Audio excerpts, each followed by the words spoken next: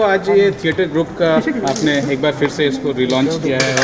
और कोविड की वजह से जो रुक गया था वो आज एक बार फिर से साकार होता दिख रहा है। ये बेसिकली दिल्ली में स्ट्रीट परफॉर्मिंग आर्ट को प्रोत्साहन देने के लिए दिल्ली के जो स्ट्रीट परफॉर्मिंग आर्टिस्ट हैं वो अपने दम पे बहुत कुछ परफॉर्मेंस करते रहते हैं, उनको सरकार की ओर से थोड़ी सी मदद देने के लिए और साथ साथ उसको एक बहुत ऑर्गेनाइज तरीके से आगे बढ़ाने के लिए एक स्कीम धरातल पे उतरी है आज। इसकी शुरुआत 1 साल पहले हो गई थी जब सिलेक्शन प्रोसेस वगैरह, लेकिन बाद में फिर कोविड की वजह से इसको स्कीम को आगे नहीं बढ़ा पाए थे, बीच में चुनाव और कोविड की वजह से। अब ये सभी आर्टिस्ट अगले 1 साल अपनी रिहर्सल्स करेंगे, इनको हम स्कूल में भी जगह देंगे रिहर्सल करने के लिए, और ये लोग फिर सैटरडे संडे या और अपने सूटेबल दिनों पे इनकी 10-10 आर्टिस्ट की टीम अलग अलग जगह जाके पार्क्स में, मार्केट्स में, नुक्कड़ पर, कॉलोनियों में जगह जगह जाके नुक्कड़ नाटक, म्यूज़िक या विजुअल आर्ट के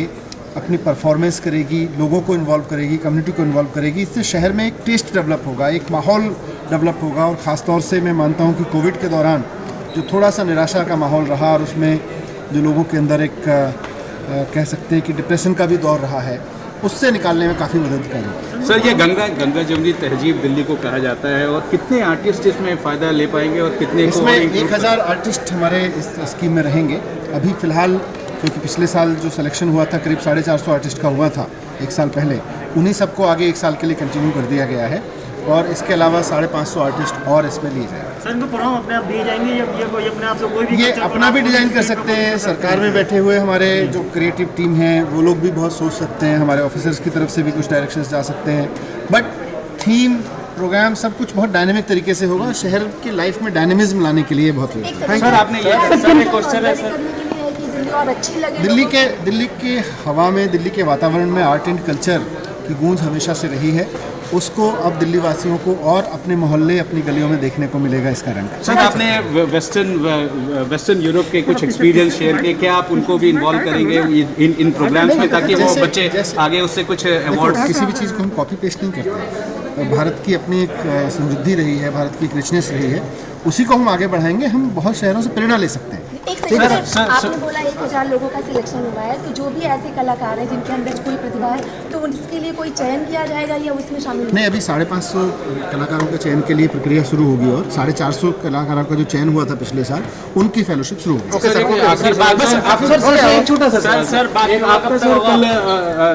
गिरिराज सिंह जी से आपकी मीटिंग हुई थी वर्चुअली, आपने उनको आश्वासन दिया था कि आप गाजीपुर मार्केट एक बार फिर से खोल नहीं, हमने तो पहले ही खोल दिया था, और उन्होंने इसके लिए दिल्ली सरकार का धन्यवाद भी किया कि गाजीपुर मंडी हमने दोबारा से खोल दी थी त्वरित एक्शन लेते हुए।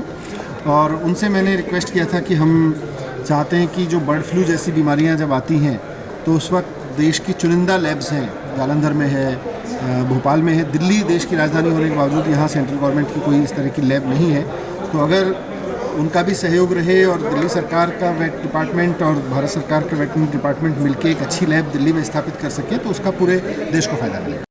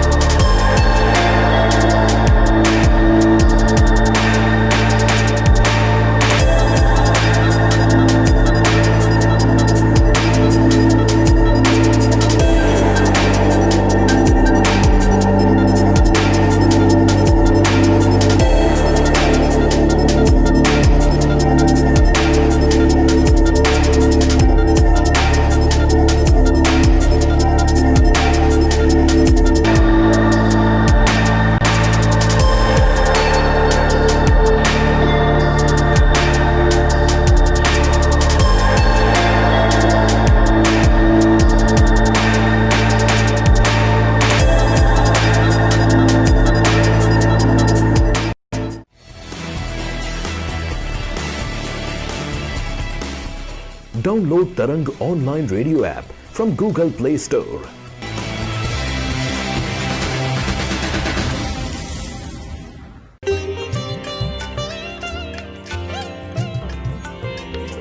You are listening to Tarang Devotional Online Radio.